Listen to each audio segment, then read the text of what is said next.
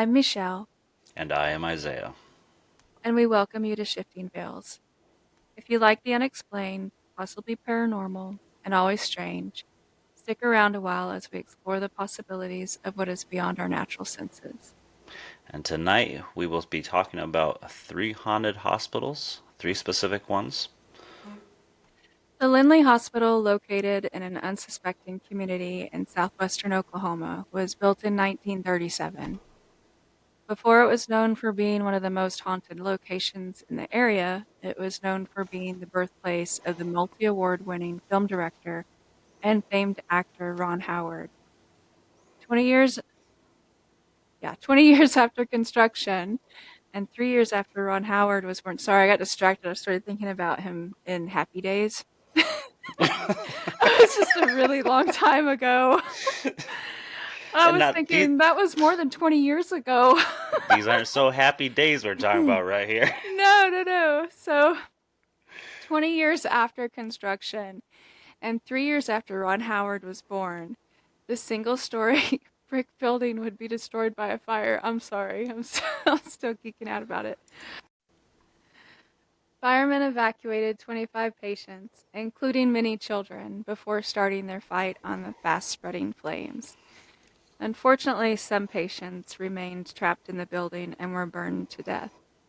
By some witness accounts, the souls of those victims are still trapped, or at least choose to not leave the property. One of those said victims was a 7-year-old boy by the name of Billy Ray Johnson.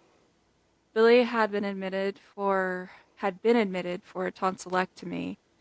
As the fire raged on, he remained trapped in his room and could not be rescued. Ruby Johnson, Billy's mom, managed to escape with minor injuries, but was completely shattered by the loss of her son. But like I said before, how? How does she escape and he doesn't? I'm sure that the firemen probably escorted her out. But see, also the firemen escorted a bunch of children out already. Had they missed this one? I'm not sure. Was he like in the bathroom stall?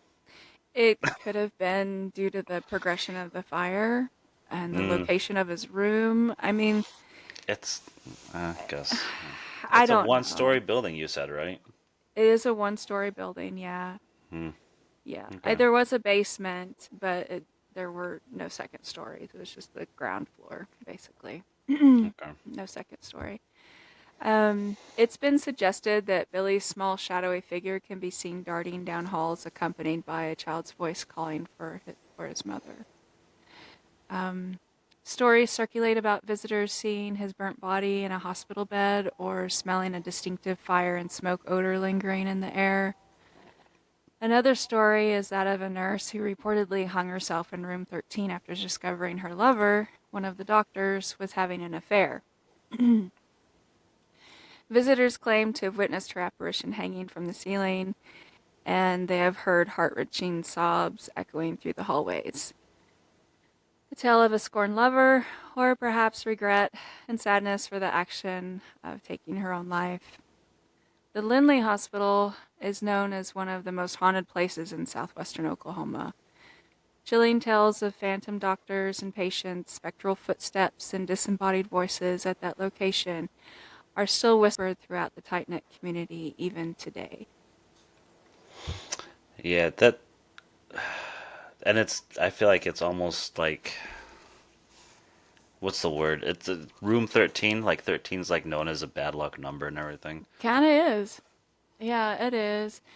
Um, I could not find anything confirming the story on the nurse. The place has been investigated quite a bit. Unfortunately, you can't access it now. It was sold to a private owner a few years back, and I think they turned it into a rehabilitation center or something. Now, it was reopened after that fire. They did reopen it at some point and run it as a clinic. There was a clinic attached to the hospital that wasn't damaged Mm-hmm. in the fire. So it did partially function for quite a while, and then it just it got shut down, and like I said, it got sold to a private buyer. So, but now you can't investigate it. So there's, Well, personally, I would find it hard to want to investigate an abandoned hospital that has gone through fire damage.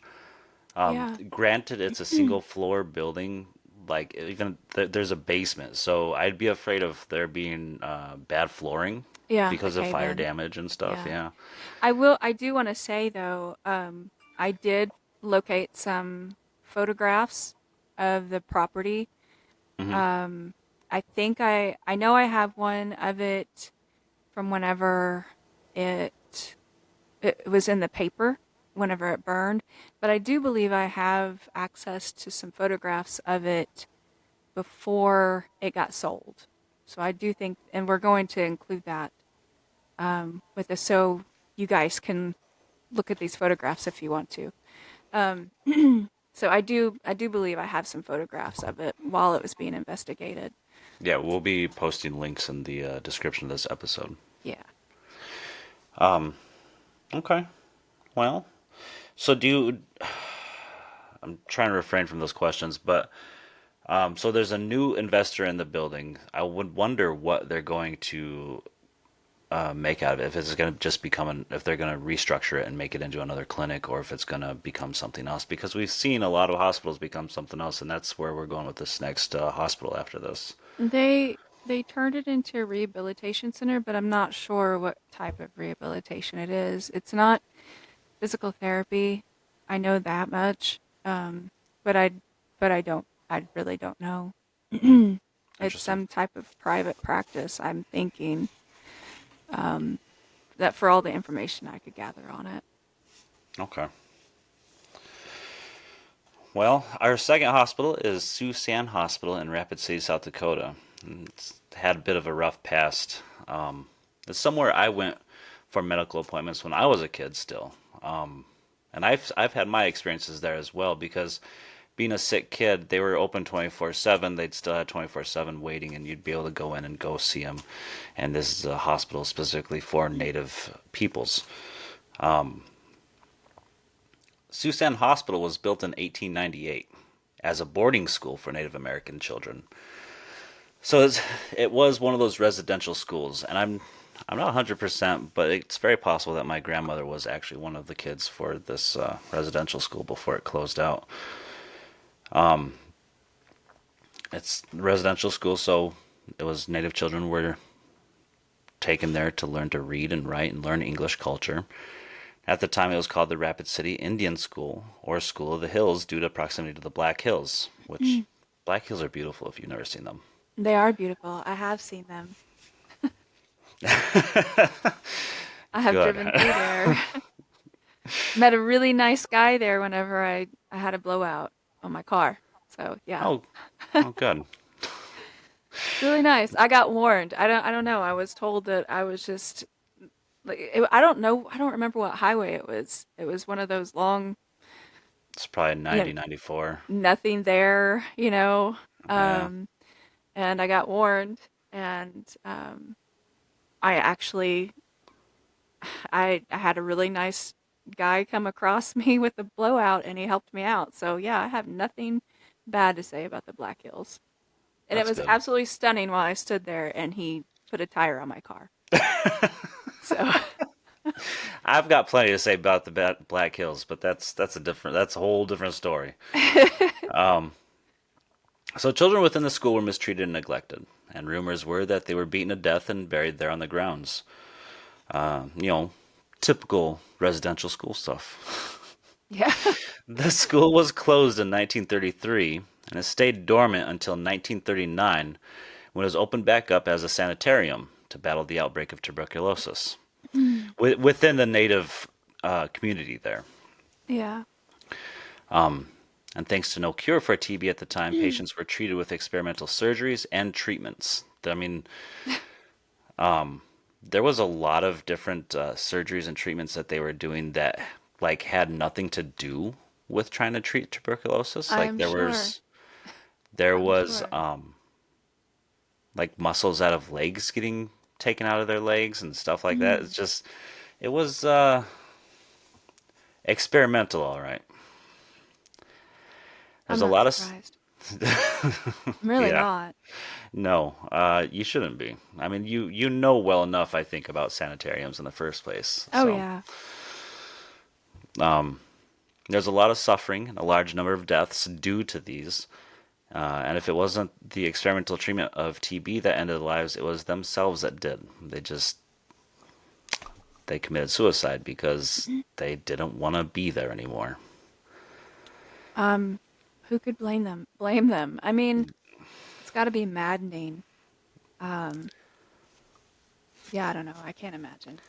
Yeah, I mean, being stuck, sick and stuck, like there's no treatment, no cure for something that you have. And on top of that, you're also going through other suffering to try and treat this sickness, and some of this treatment isn't even like, well, none of the treatment is helping in any way, in any span of thought. So, Yeah. And you're just watching people around you die. yeah, And you die, know you're continue to next. be sick, yeah. So it's just like, well, either I go on my own dime or I go out on somebody else's dime. Yeah. The hospital, the sanitarium closed in the late 1960s. There is a mass number of unmarked graves from the time as a residential school and as a sanitarium. So both of those have mounted a great number right there on the grounds. In 1966, it reopened due to treaty for the native council there at the time. Between them and the government made another treaty to make it into health care for the native tribes, and it was called the Indian Health Service Clinic. But everyone there, including me that grew up there, called it Sioux San, and it was just a derivative of what it was and what it is. So it's for the Sioux people there, the Right. Lakota Sioux, and San for sanitarium, sorry. Yeah. And to this day, there are many sightings of shadow people and apparitions appearing in hallways. The sounds of children crying echo throughout the rooms. The feeling of unease is heavy in this hospital. Most often, there are children wandering the grounds and around the building and dissipating just as quickly as it appears. And let me tell you real quick here that as a kid, and I still remember this because it was like middle of the night visits where I was sick and like direly sick, where I had bladder infection or my fever was like 102 and it wasn't going down. So we'd go to go to Sioux San for treatment, and these hallways are dark. Like, they've got sporadic every now and then light going down the hallway, so it's just dark all the way down to the other end except for those little spots of light. And there are things that you see at the other end of the hall just standing there. And then there's some doors that have frosted glass on them, and you just see another figure standing on the other end, like on the other side. And you don't see them moving, they're just standing there. And the children wandering the grounds outside, by my own account, that's a real thing. Yeah. That's wild.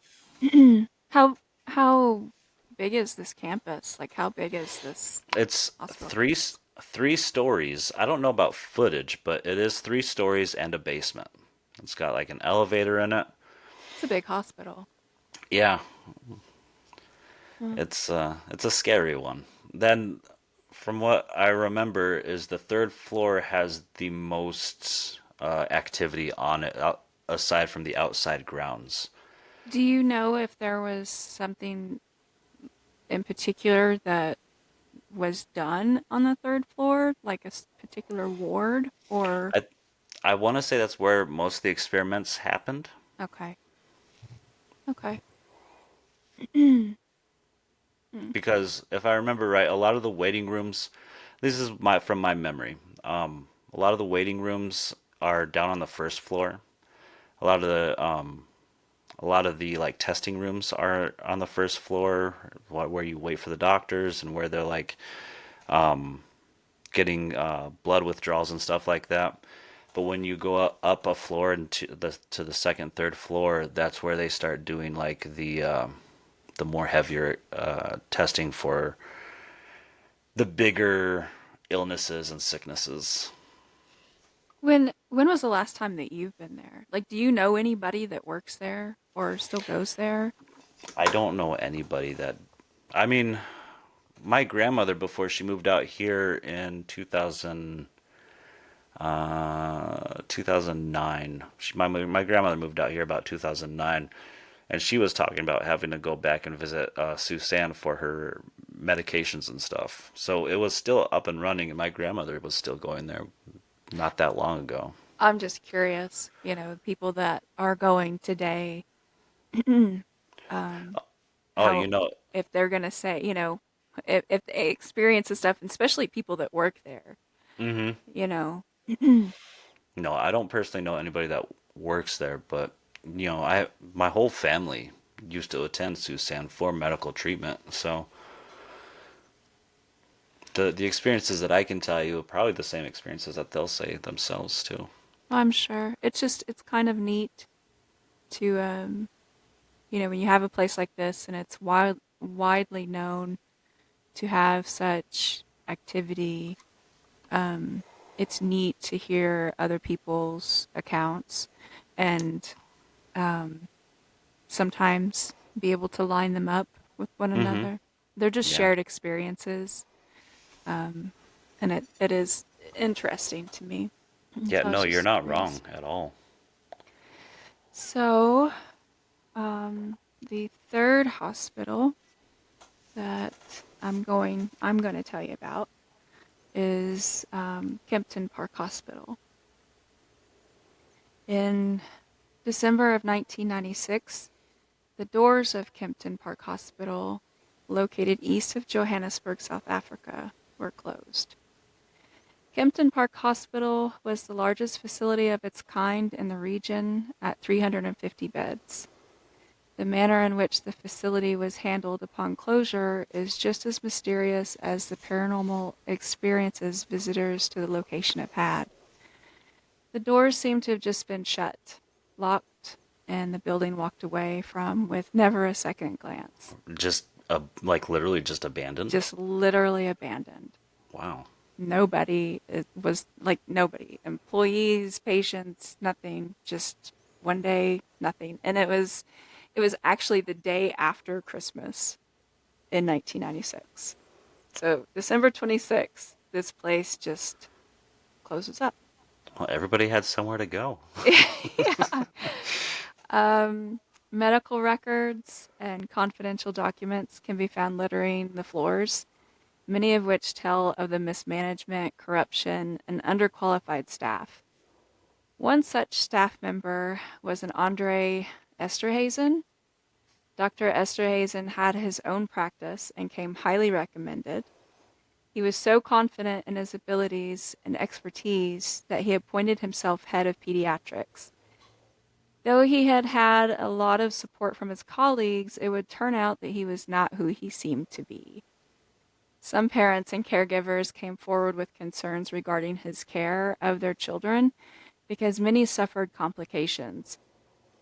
In one case, a 4-month-old patient who had come out of a simple and successful surgery conducted by another doctor aspirated during recovery. And that's not all that uncommon. It happens sometimes. But Dr. Esterhazen was in recovery with the child and intubated her at the incorrect time, and she subsequently died. At this point, the hospital began making their own investigations into Dr. Esterhazen, his practices, and his treatment of patients. It would turn out that Andre Esterhazen was no doctor at all. In fact, he'd been impersonating a pediatrician. He worked there with only a high school diploma from 1982 to How 1992. how did Yeah, this dude get away for so long with doing this? Nobody checked? nobody checked. Yeah, Wow. nobody checked. There was not, and this, I mean, like I said, mismanagement. Oh, Um, yeah. it was just, yeah. He made a lot of incorrect diagnosis. He conducted negligent and at times unnecessary treatments on his young patients. Esterhazen treated over 4,500 patients who were mostly babies. Under his care, at least dozens of children died, but it's feared to be a much higher number. He Oh was my God. charged with he was charged with culpable homicide, impersonating a doctor, and defrauding patients. In 1992, the fake doctor was sentenced to 18 years in prison. That's all? Yeah, dude, that means he is out already. Dude, no. That. He Okay. is already out and walking freely. I hope he's has nothing to do with medical care. But yeah, this guy is out free right now.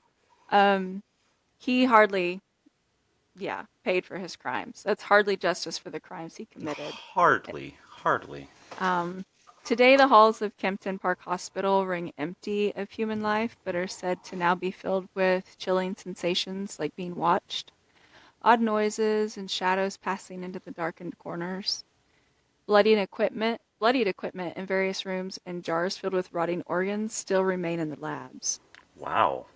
We are leaving like links for pictures for this, for you guys to look. Yeah. So, for the squeamish, maybe not look at the Kempton Park one. Yeah, I didn't find any photographs of the jars with rotting organs, but Okay. there is some Okay. bloodied equipment. Yeah. Yeah. So Um, still a warning to the squeamish. right. The facility is officially closed to any type of visitors or investigators, and it's under heavy guard, like all of the time, and especially at night. But it seems that a little over $2 or 40 Rand handed off under the cover of night will get you into the building. They just ask Wow. you to keep your torches or your flashlights away from the windows. Wow. Um, Corruption still resides at Kempton Park Hospital, adding insult to malpractice, death, and the lack of justice served for the victims that walked through its doors and never walked out again. Some of them never learned to walk, they were so young. Um, Right. it seems like a perfect storm, one that would produce the type of strange occurrences that appear to take place down its dark corridors. What question? I don't. Why is it under heavy guard? Is it just because they don't want to be investigated? There's been a lot of talk, um, varying from it being, um, repaired because it's Mm-hmm. out of it's out of repair now. It's falling apart basically at this point because it just was abandoned. There's been talk about it being repaired and reopened. There's been talk about it being torn down and another one rebuilt. It's just, in my opinion, it is all talk. Um, I'm not sure why it's under heavy guard. Maybe they're protecting what is there Mm-hmm. rather than cleaning it up because there are confidential papers there. Mm-hmm. Oh, okay. There's medical records strewn about. There's, employee files there. They're probably not of any use now. They're well out of date, but there's medical equipment in there. Mm-hmm. So I don't know. It's probably just liability, Yeah. I that was they're gonna guarding it. say I'm questioning it, but it's probably clearly just um, wanting to, like you said, liability, keeping people out from it, from getting injured or hurt or anything else that could happen inside the grounds. As far as I'm aware, it's government property because Oh, this was a government, like a state hospital. okay. Well, that So could say so. That's just as much right there. yeah, that's probably enough right So there. I'm curious because I know that you were in Africa before, right? No, No. no, no, but I have a dear friend that lives in South Okay. Africa, and I have to, since you bring it up, I have to apologize to any of my South African my or my my listeners from South Africa if I mispronounce that name. I did the very best I could. So I would um, wonder if any of your friends have seen personally this place or have been in or around this location? The only person that I've talked to that is personally aware of this hospital has not been to the location. Though Okay. they want to, it is nowhere near their location. Um, but yeah, no, they haven't been there. And I think that people have gone in and like done investigations on their own, but anymore there's just a lot of people going and looking for a thrill, it seems, Sure. really, because it's not officially open for investigators. So, Right. I mean, you're basically slipping the doorman 40 rand, and you're in, you yeah. know. Yeah. So, So, I don't well, know. is are you would you ever visit a hospital? Not for, medical attention, but to visit and see if it's haunted or not. I don't think I would personally. Um, I feel I don't know. I don't think that I would, and it's not because I'm afraid of it. Um, it is it feels a bit intimate to me. Mm-hmm. I feel like I'm intruding, really. Um, Yeah. these people, I mean, really, people die in hospitals every day. People are born in hospitals every day. But to die in a place at the hands of someone that is purposely conducting malpractice or something of the sort, that's pretty grievous. I mean, it's just I don't know. And then there's people that just died naturally. Mm-hmm. So I don't know. I feel like it's an intrusion. I don't really want to go there. Um, I'd rather just leave places like that alone. Yeah, and I think you might agree with me here because this is kind of what we're here and we're about is hospitals are one of those locations, no matter what hospital you visit, because of what you said, the amount of death, whether it's natural death or death that didn't get stopped and could have been stopped, the births, the births that did and didn't happen and stuff Hmm. like that, the veil gets pretty thin there. Yeah. And you and I have talked personally about the amount of empathy that one would feel in there, and we've both discussed how heavy hospitals feel in general. So, with something like that, it can get real uncomfortable real quick. Yeah. I think about it whenever I have hospital stays. When I'm staying in a hospital Mm-hmm. for, whatever medical procedure or thing that I have going on, I think about it whenever I'm staying there. Not because I'm spooked out, oh, I have to stay in a hospital where people die. It's Right. not really like that. I just think about it. I'm aware of it. And, the hospital that is closest to me now, I've actually worked at the hospital. And when I worked there, I worked on the third tower, and there was a portion of that, um, I think it was the third tower, or maybe it was the second or third tower. I can't remember. There was a portion of it that was closed off. It had been closed off and was used for their sleep studies before they built a completely different building for the sleep studies. Mm-hmm. But at this time, it wasn't being utilized for anything. And occasionally, I would have to go on that floor to get supplies. And I hated going on that floor. There was just something really weird about that floor. And I'm not even getting into an investigation on that hospital. I haven't heard anything about that hospital being supposedly haunted or anything like that. I think it is just because of what we mentioned, that there's death and there's birth, um, that's experienced in hospitals. And I think it wasn't necessarily a dark hall, but it was void of any traffic. It Mm-hmm. wasn't anywhere where people were walking a whole lot. a single person would go in there to grab something and then walk out. It was quiet, um, and it was really easy to be ultra aware of your surroundings and how things just felt. And I was really sensitive to it. I didn't like being on that floor by myself. If I could get away with not going to get the supplies, I would send a nurse aide to do it Yeah. because I Yeah. didn't want to, you know. But that's just hospitals, I think, you know.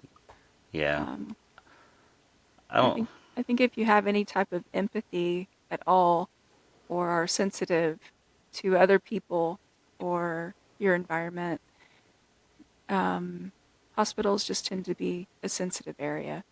Yeah. There's a lot going on. A lot of emotion, a lot of feeling, a lot of hurt, pain, anger, sadness. People get scared when they go to hospitals. You know, they don't like needles. They're afraid of the doctor. They're afraid they might die. You I know, mean, I there's a mean, possibility of a doctor being, an impersonator. I mean, yeah, apparently. But yeah, I mean, people, there's just a lot of emotion there. hmm So it's yeah. understandable, I think, for people that are sensitive at all. If even they're skeptics, but they're sensitive to other people, to feel a little bit sensitive in hospitals, you know. Right. Yep. I agree. All right. You think that'll do it for tonight? I do. I do think that we are going to include some links for photos and things if anybody wants to go and look at anything that we talked about tonight. Yes. When you listen to the episode during or after, you can scroll down into the info of the episode, and we will have links for the photos for some of these hospitals. And I think that was it. I thought there was something else, but I can't think of what it was now. But I we'll think have photos for the hospitals, and you'll be able to check them out. Again, warning for the squeamish, possibly, blood-related objects being in the photos too. All right. Well, that will wrap tonight's episode up. Let's close our books, close our tabs, and close our minds until next time when we discuss. I forgot what we were discussing. Sleep sleep paralysis and the paralysis. demons that come with it. Thank you. I'm Isaiah, And I'm Michelle. and this has been Shifting Veils.